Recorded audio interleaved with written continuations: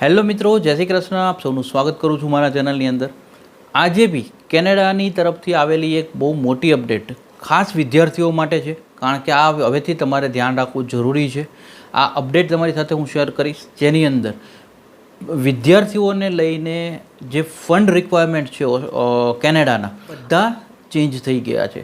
નવા જે રિક્વાયરમેન્ટ છે આ ખાસ જોવા જરૂરી છે, કારણ કે તમે બી જો વિઝા ફાઇલ કરશો, ઇવન તો કેનેડાની અંદરથી કરો છો, ઇનસાઇડ કરો છો, આઉટસાઇડ કેનેડાથી કરો છો, તમારે લોકોએ બી આ વિડીયો ખાસ લાસ્ટ સુધી જોવો જોઈએ. 2 કે 5 મિનિટની વાત હશે, પણ તમારા માટે યુઝફુલ થઈ શકશે.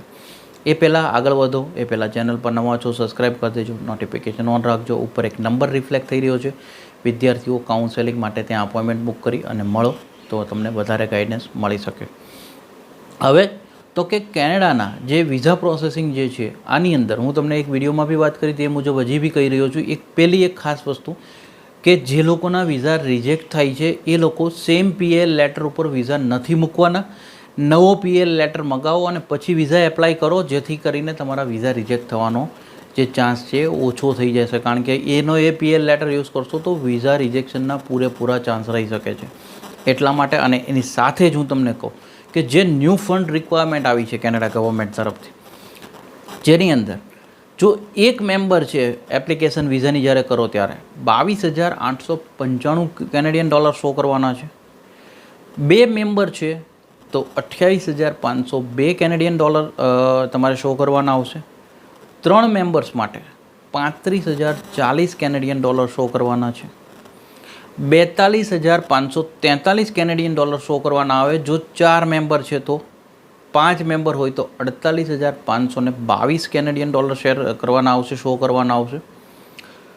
54,420 કેનેડિયન ડોલર તમારે જો શો કરવાના આવશે 6 મેમ્બર હોય ફેમિલીના તો, અને 7 મેમ્બર ફેમિલીના હોય તો 60,589 કેનેડિયન ડોલર જે છે તમારે શો કરવાના આવશે.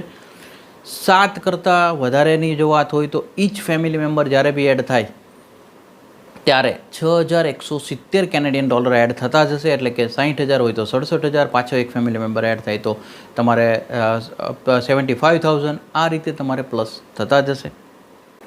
હવે તો કે આ ફંડ રિક્વાયરમેન્ટ જે બદલાણી છે, આની સાથે એક વસ્તુ ખાસ નોટ કરો કે આની અંદર જે પ્રૂફ ઓફ ફંડ હવે આવશે, કારણ કે પહેલાં ઓનલી જીઆઈસી ચાલતું હતું, હવેથી કયા કયા પ્રૂફ છે તો કે કેનેડિયન બેંક એકાઉન્ટ જે સ્ટુડન્ટના નામે જો તમે હોય અને એમાં મની ટ્રાન્સફર કર્યા હોય તો એ સ્ટેટમેન્ટ ચાલશે. જીઆઈસીનું સ્ટેટમેન્ટ બી ચાલશે કે જેની અંદર ગેરંટેડ ઇન્વેસ્ટમેન્ટ સર્ટિફિકેટ આપણે કહેતા હતા અને હજી બી એ જ નામ છે.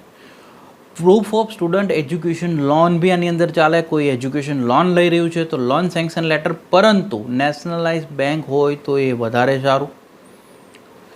બેંક સ્ટેટમેન્ટ જે છે, જો કદાચ કોઈ પેરેન્ટ્સના યા સ્પોન્સર્સના બેંક સ્ટેટમેન્ટમાં બતાવી રહ્યા છે, પાસ્ટ 4 મંથનું સ્ટેટમેન્ટ હવેથી તમારે આપવાનું રહેશે. એક ડ્રાફ્ટ તમે જો કન્વર્ટ કરાવતા હોય કેનેડિયન ડોલર્સનો તો એ બેંકનો ડ્રાફ્ટ, નેશનલાઇઝ બેંકનો ડ્રાફ્ટ રાખો, તમારા માટે બહુ યુઝફુલ થશે. કદાચ કોઈ સ્કૂલે જો તમને સ્પોન્સર કરી અને મની આપ્યો હોય તો સ્કૂલ તરફથી તમારે ટ્રાન્સફર લેટર લેવાનો રહેશે. અને ફંડિંગ પેડ વિધિન કેનેડામાંથી હોય તો તમારે સ્કોલરશિપ અથવા કેનેડિયન ફ્યુચર એજ્યુકેશન પ્રોગ્રામ્સની અંડરમાં જે લોકોનું સર્ટિફિકેટ આવતું હોય અથવા તો ફેમિલી રિલેટિવ્સ હોય તો એ તમારે પ્રૂવ કરવાનું રહેશે. હવે તો કે આ ફંડ રિક્વાયરમેન્ટમાં એક ખાસ વસ્તુ નોટ કરજો કે જેની અંદર પહેલાં સ્ટુડન્ટની અંદર નોર્મલી આપણા ભારતીય વિદ્યાર્થીઓ હોય છે એ એક વિદ્યાર્થીઓ જવાવાળા વધારે હોય છે, કારણ કે સ્પાઉસ સાથેની એપ્લિકેશનો કરવાવાળા બહુ ઓછા હોય છે. તો એ લોકોને 20,635 ડોલર બતાવવા પડતા હતા. આ છે 1 સપ્ટેમ્બર સુધી. હજી બી તમે એપ્લાય કરો તો આટલા ફંડથી કામ ચાલી જશે, પરંતુ 1 સપ્ટેમ્બર ઓર 1 સપ્ટેમ્બર પછી જે લોકો એપ્લિકેશન્સ કરશે કેનેડામાં સ્ટડી વિઝાની, એ લોકો માટે 2,000 ડોલર જેવું વધી ગયું છે. એટલે કે 22,895 કેનેડિયન ડોલર છે એ મિનિમમ ફંડ શો કરવાનું છે. તમે લોકો આની ઉપર 100 કે 200 ડોલર વધારે રાખીને શો કરજો, જેથી કરીને કદાચ ટ્રાન્સફર કરો છો જીઆઈસીમાં છે યા તો બેંકના કોઈ ચાર્જીસ છે, આ કટ થાય તમારા. ઘણાને પેરેન્ટ્સનું ફંડ બતાવ્યું હોય તો ઈએમઆઈ કટ થતા હોય, તો આ બધા જે બી તમારા કટ ડાઉન થાય તો બી તમારું જે રિક્વાયર ફંડનો આંકડો છે, એટલે કે માનો કે 22,895 કેનેડિયન ડોલર, એનાથી નીચે અથવા એનાથી ડાઉન ના જાય. એટલા માટે થઈને તમે 100, 200 કે 300 ડોલર વધારે બતાવવાની ગણતરી રાખજો, જેથી તમારા વિઝાના ડિસિઝન પર ઇફેક્ટ આની ના પડે. જે બી અપડેટ અથવા જે બી માહિતી અમારી પાસે આવી છે અને બહુ સરળ કરી તમારી સુધી પહોંચતી કરવાની કોશિશ કરી છે. જો અમારી કોશિશ સારી લાગી હોય એક વિડીયોને લાઇક કરી દેજો, મેક્સિમમ લોકો સુધી શેર કરી દેજો અને spread education, support education, always એજ્યુકેશનને સપોર્ટ કરતા રહેજો. Thank you so much. જય હિન્દ, જય ભારત.